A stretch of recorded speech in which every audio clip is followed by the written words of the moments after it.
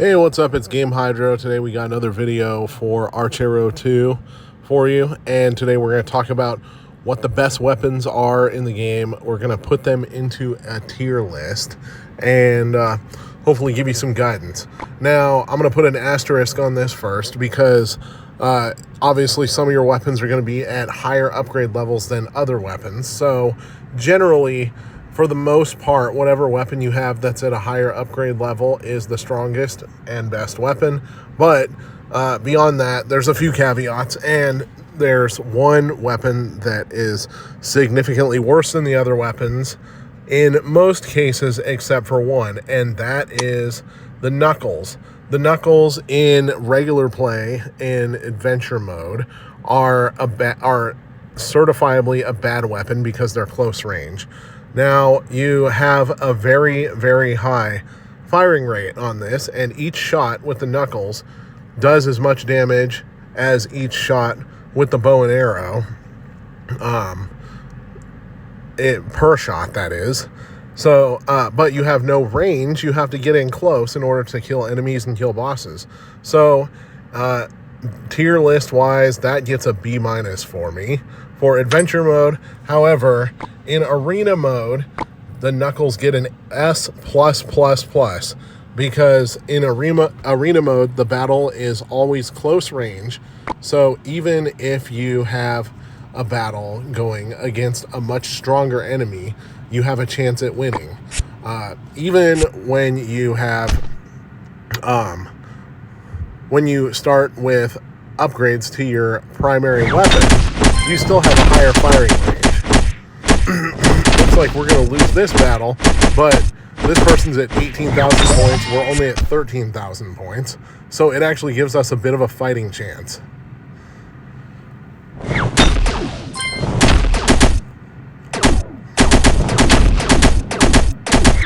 this person, it looks like they may have the Knuckles equipped too. So a little bit of a bad example here, but just the fact that we're staying as close as we are still is proof of how good the Knuckles generally are. Let's try another battle and see if we get in against... No, we get in against a guy. There's nobody... Okay, let's do free refresh. Weya is pretty close to us, so we're going to fight them. We're at 13,000. They're at 12,600. And they do not have Knuckles. They have a rod. So, let's demonstrate.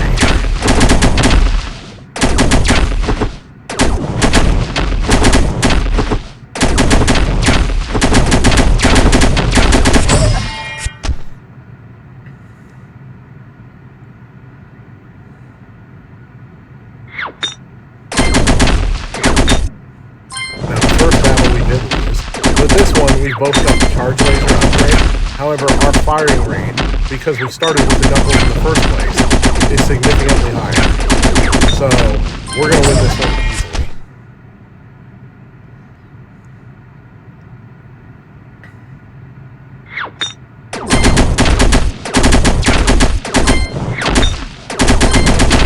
Same deal here. This time, we both have weapons, upgrades to our primary weapons. Kind of hard to see what's going on at this point.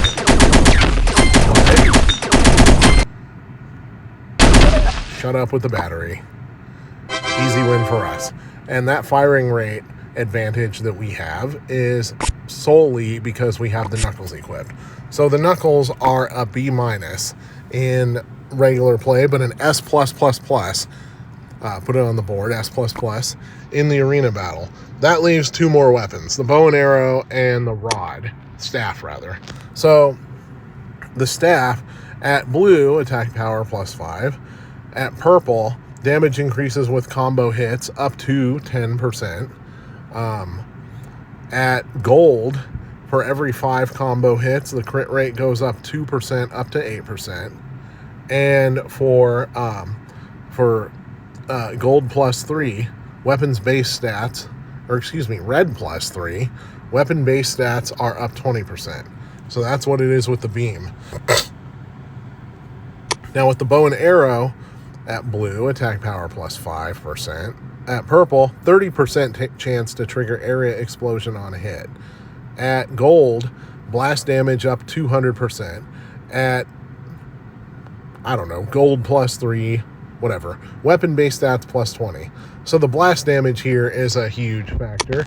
And then with the S-grade bow, it's the same thing here. 30% chance for explosion, blast damage 200, weapon-based stats, etc., etc. Or never mind, that's not the S-grade bow. That's epic plus 1. Now go to the carnival and you can see what the S-grade bow's difference is. It's the same different skills, except at red, double the chance to trigger the area explosion on hit. Now, for this one, the rod and the bow are very close. They both do about the same amount of damage, but the rod does damage in sections. So, if you're shooting at an enemy with high attack power, you might do less damage to them at a time. The firing rate, though, is pretty similar. And with the rod actually gets more of a boost from specific power-ups. In particular, there's one power-up that causes the rod, or that causes whatever your primary weapon is, to home in on the opponents. I don't remember what the name of it is. With the arrow, it causes the arrow to follow opponents. With the rod, though, it causes the laser beam to not only target one opponent, but to target every opponent behind them, which turns it into an absolutely incredible splash damage weapon. So they're pretty evenly matched up until that point, but we have to give it to the rod after that, because that power-up allows the rod to have a significantly higher amount of damage that it deals to overall, because it hits multiple enemies at the same time. We're going to go to the gold cave a bit to test out the rod versus the bow and arrow. We already know that the bow and arrow and the knuckles both had 1280 attack power per hit as of the last time using it, which we haven't upgraded since then. So let's compare the rod. I feel like this is an easier comparison to do than the arena, because 4. All right, so 4 hits per shot, adding up to about 1280. And the firing rate is pretty close to the firing rate of the bow and arrow, plus the hit is more instant.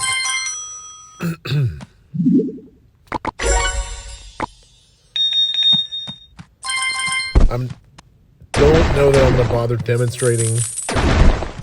1, 2, 3. All right.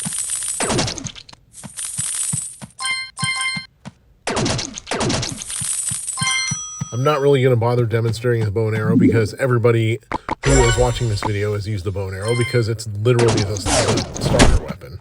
All right. That, though, is a demo of one of the weaknesses of the rod, which is if it does less than 4 hits worth of damage,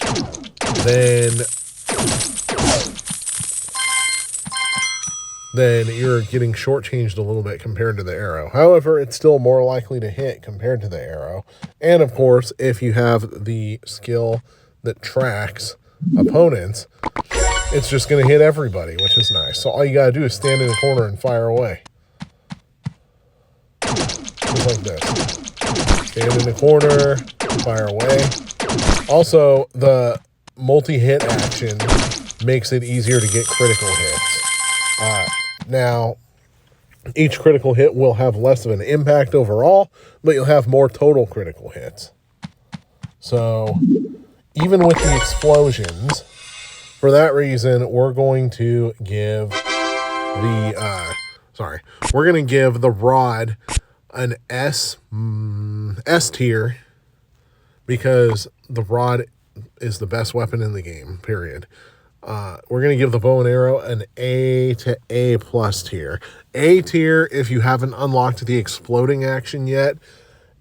A plus if you have unlocked the exploding action, because that provides the opportunity for a little bit of